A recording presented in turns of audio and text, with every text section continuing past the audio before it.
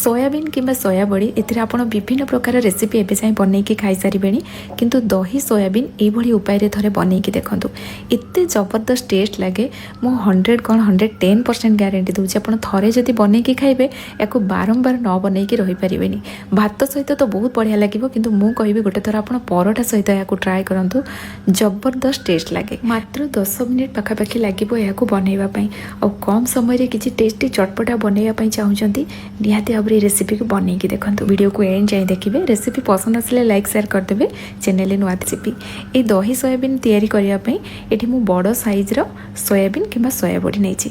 आपण छोट साइज रो भी नै परिबे किंतु जो ई बड़ साइज रो सोयाबीन नौचंती ना भलो ब्रांड किंबा पैकेट वाला जो सोया बड़ी आसे ना सेटा नेबे हेले खाइबा पई बहुत बढ़िया लागिवो।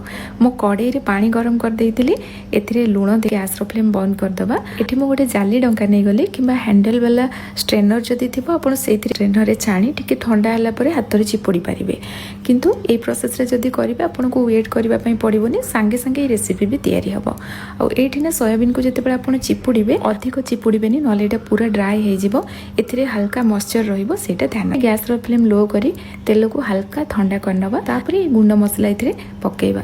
तेल जदी अधिक गरम थिबो ए गुंड मसला पकेइबा मात्रे ही पोड़ी जिवो। सेति पे तेल को ठंडा कला परे एथिरे हळदी गुंड, लंका गुंड, धनिया गुंड, अदा रसुण पेस्ट गोटे छोट चामच ऐड करबा और सब जिनस को हल्का मिक्स करला परे ही एतरा हमें सोयाबीन ऐड कर दबा। एबे सोयाबीन को मसला सहित भला सोयाबीन ऊपर हल्का कलर आसीबा भितरे ए मसलाटा ए टाइप रो रहिबनी।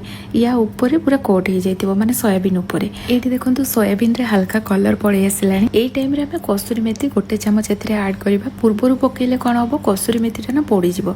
सेति पे ए टाइम रे हमें पकेबा और याको भला भाबरे मिक्स करनबा।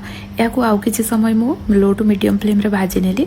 एटी देखंतु यार कलर बहुत बढ़िया पड़े आसी। एबे हमें गैस रो फ्लेम बंद कर दबा।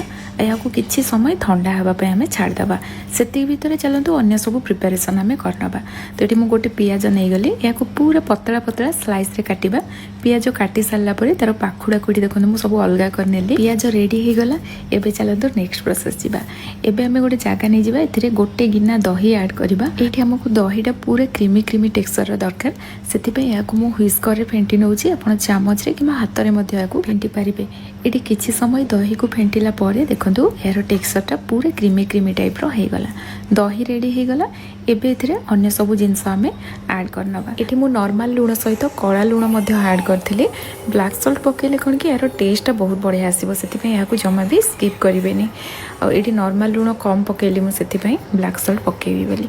एठी एबे हमें पियाज पके दबा। ता सहित 8-9 पाखुडा रसुण को पूरा चुन चुन करी मु काटी देइतिले ताकू ऐड करबा। एठी मु कंचा लंका को टिके बड़ बड़ खंड रे काटी के पकोउची।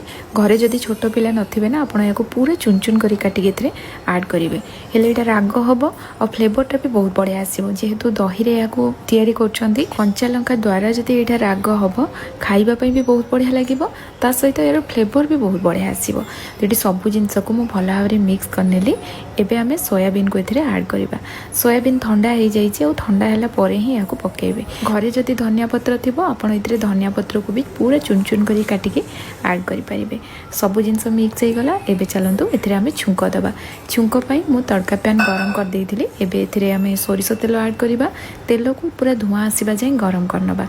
तापरे हल्का टिके ठंडा कला परे एथरे हमें हाफ छोटा चामच जीरा ऐड करबा। जीरा फुटी गला परे एथरे हमें भुर्संग पत्र दे दबा। भुर्संग पत्र को पूरा चुन चुन करके मु काटी नेथिली। एबे एथरे हेंगु पकेबा। याको किछि सेकंड भाजी देला परे हळदी गुंड, लंका गुंड सबुठु लास्ट पकेबा। और याको आउ किछि सेकंड हमें एमती मिक्स करनबा जेंति तेल रे एटा टिके भाजी हे जिवो।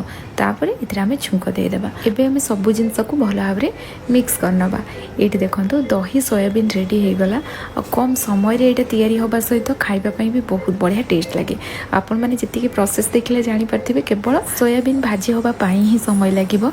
बाकी सब जिंस कम समय भितरे अति सहज रे आपण रेडी करि परिबे। एको आपण भात, रुटी, परोटा सबुथिरे खाइ परिबे। भात सहित तो ऑब्वियसली बहुत बढ़िया लागिवो किंतु परोटा सहित गोटे थर ट्राई करंतु।